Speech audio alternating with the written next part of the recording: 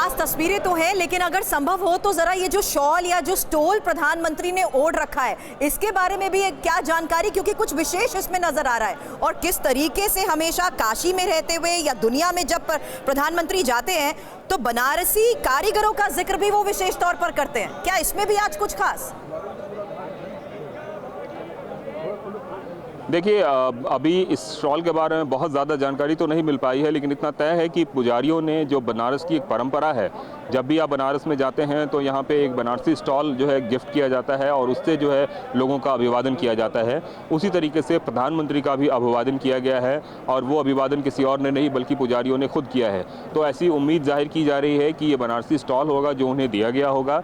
और उसके बाद जो है, अब देखिए पीएम जो है गंगा आरती जिसकी मैं बात कर रहा था, वो गंगा आरती उन्होंने शुरू की है। ऐसे गंगा आरती की अगर बात करें तो दशाश्वमेध घाट पर शाम को बहुत ही शानदार गंगा आरती होती है और बड़ी संख्या में बाहर बाहर से लोग आते हैं देखने के लिए।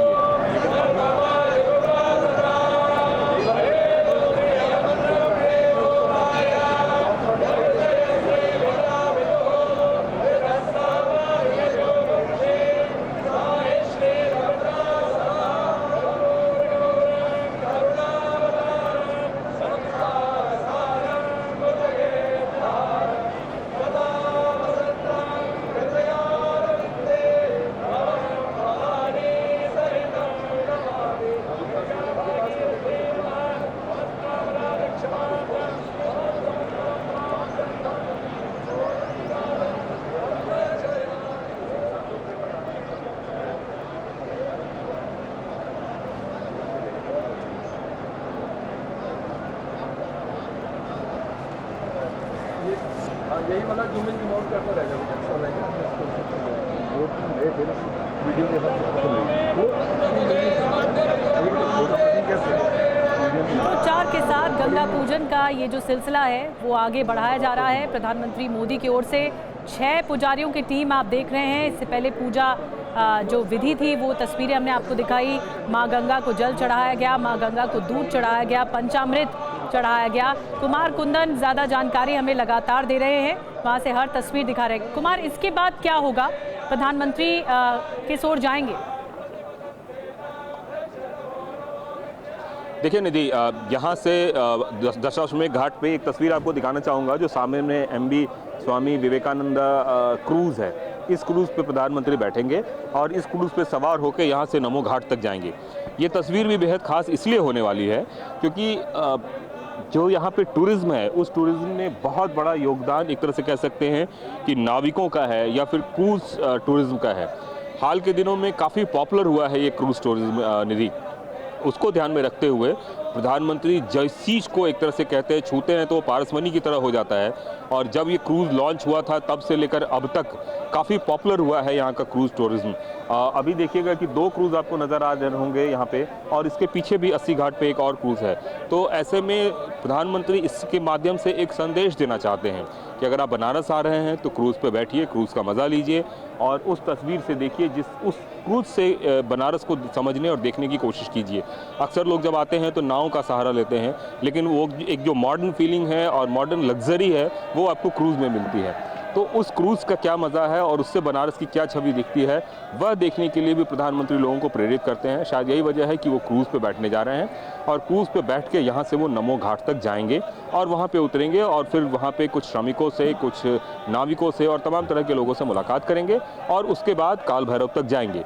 तो ये जो मैं बात कर रहा था कि प्रधानमंत्री जो कुछ भी करते हैं उसमें एक संदेश होता है और वह संदेश बताने के लिए काफ़ी है कि किस तरीके से इस क्रूज़ टूरिज़्म के जरिए एक आर्थिक पहलू भी बनारस का सुदृढ़ होता है।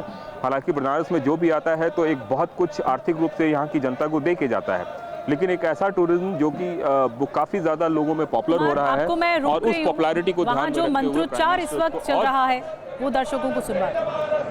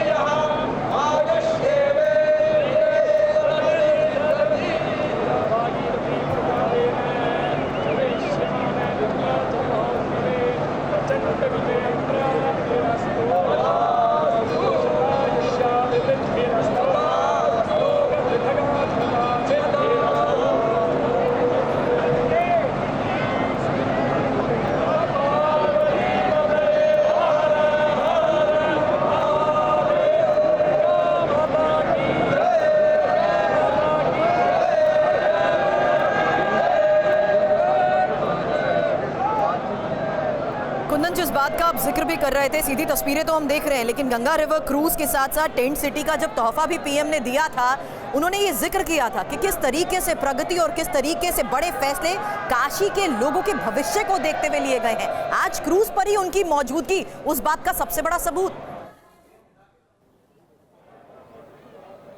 निश्चित रूप से यह सबूत है, और मैं जैसी बात का जिक्र कर रहा था कि प्रधानमंत्री का जो कुछ भी पहलू होता है उसमें एक आर्थिक पहलू भी जुड़ा होता है।